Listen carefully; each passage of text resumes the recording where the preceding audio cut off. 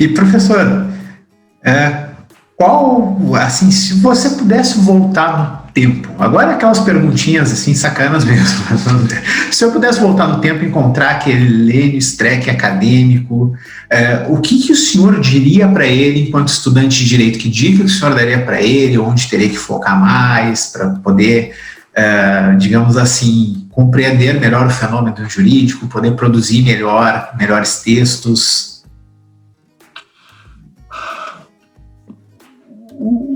O estudante de direito, eu não teria assim nenhuma grande, numa máquina do tempo, não teria. A sua pergunta eu responderia o que eu diria para o mestrando, o doutorando. Eu diria que eu devia ter lido mais livros ainda, né? Mas o escritor, o conselho que eu daria hoje é não ter escrito algumas coisas superestimando o leitor.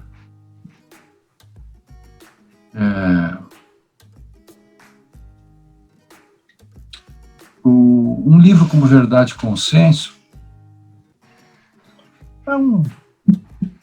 não escreveria de novo assim.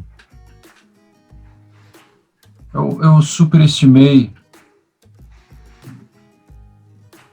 o leitor em muita coisa. O próprio Hermenêutica Jurídica em Crise,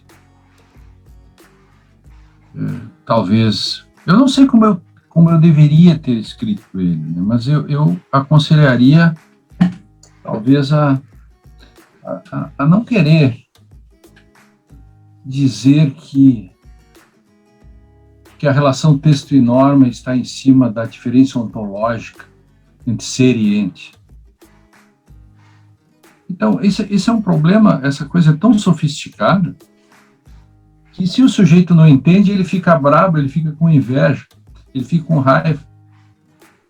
O que entende fica feliz e se dá conta de si, poxa, eu não tinha pensado nesse modo. Veja, se o ser não pode ser visto, ele só serve para dar sentido aos entes, então, evidentemente que quando eu digo que a norma é sempre o produto da interpretação de um texto, então é o sentido que se dá a um texto, né?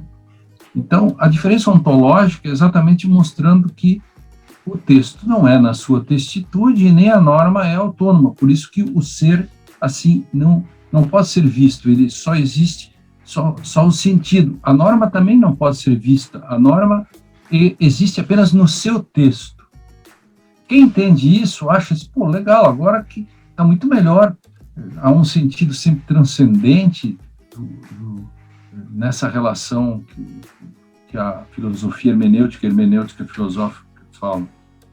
Mas quem não entende acha isso algo deletério, que afinal é um conjunto de palavras difíceis que muitos acusam até, isso é um exercício de arrogância intelectual ou de exercício de erudição inútil. Então, assim,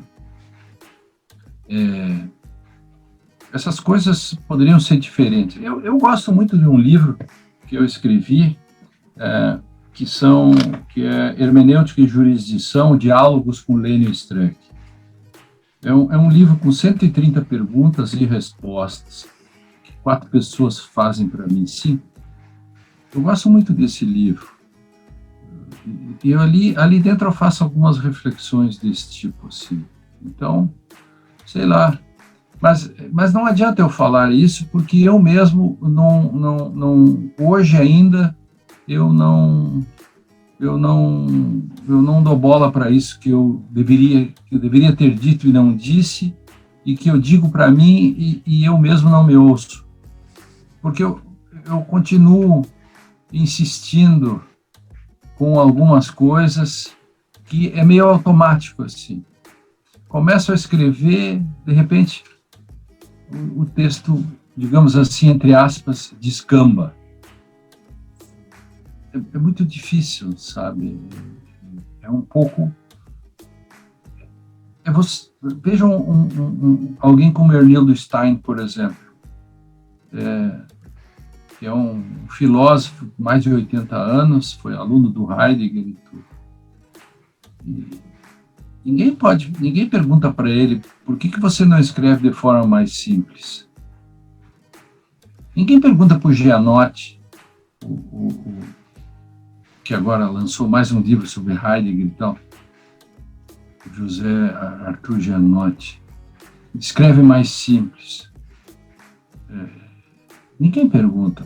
Por que no direito alguém pergunta por que você não escreve mais simples? Por que no direito? Está entendendo? É que a comunidade jurídica rebaixa-se. E era isso que eu queria responder para você desde o início, quando você perguntou sobre o que diria se eu pudesse voltar atrás.